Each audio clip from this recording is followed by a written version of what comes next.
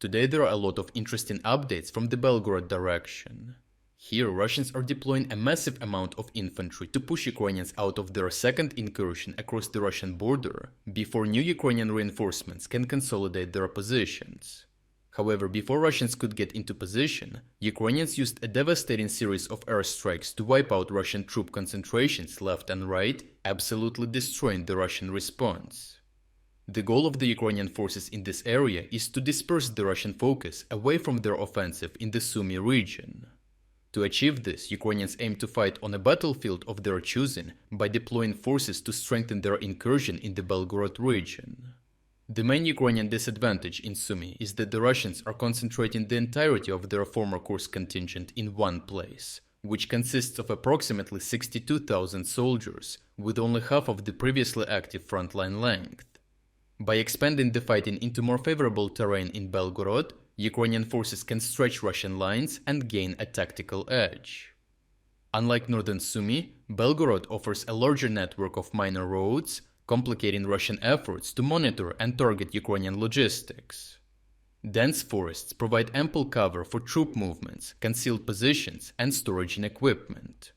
Moreover, Ukraine has already destroyed key bridges and river crossings in the area, further weakening Russia's limited logistical network and complicating their ability to sustain operations. This sets perfect conditions for a long-lasting Ukrainian incursion in the Belgorod region.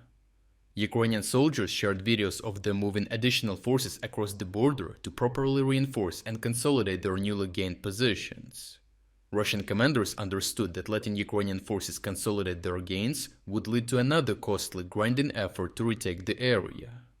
In response, they rushed reinforcements to the front, playing directly into Ukraine's strategy. However, these deployments were severely hindered by Ukrainians already having destroyed several critical river crossings, resulting in predictable transport routes, allowing Ukrainian forces to easily track and target incoming Russian troops.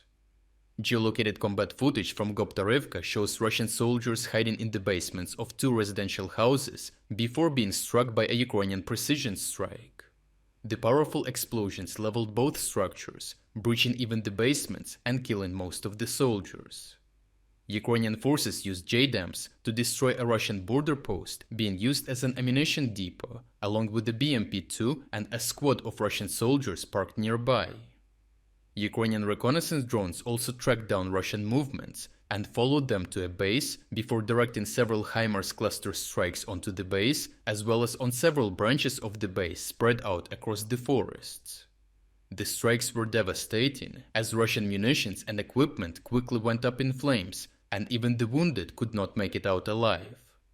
Additionally, the extended 28-kilometer range of the J-dam bombs allowed Ukrainian pilots to even strike targets deeper in the Russian rear, hitting a column of 5 Russian trucks transporting soldiers to the front, resulting in 60 dead recently drafted Russian soldiers, as reported by nearby Russian soldiers filming the aftermath. Another video shows Russian soldiers driving past a burning truck just recently hit by a Ukrainian strike, transporting ammunition which is slowly cooking off.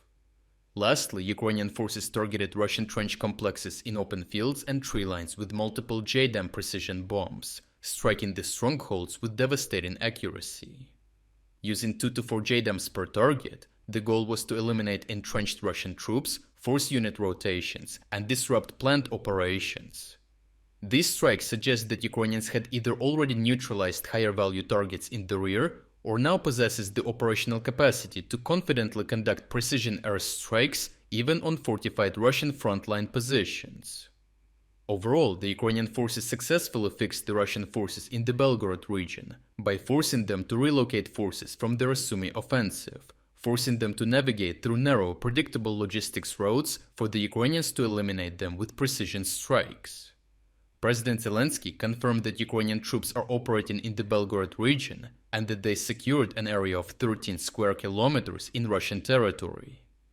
Zelensky emphasized that the main goal is to safeguard the Sumy and Kharkiv regions from Russian offensives and also to continue to draw Russian resources away from the main fighting in eastern Ukraine.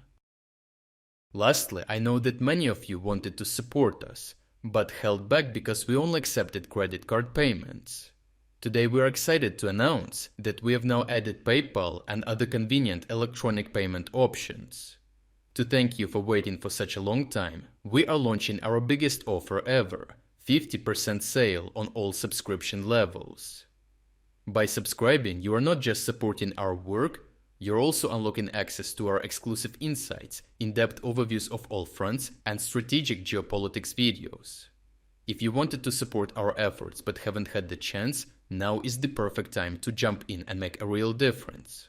So check out the link in the description to join our cause and become an exclusive member of our community. I truly appreciate everyone who stepped up to join us. Your support means the world to us.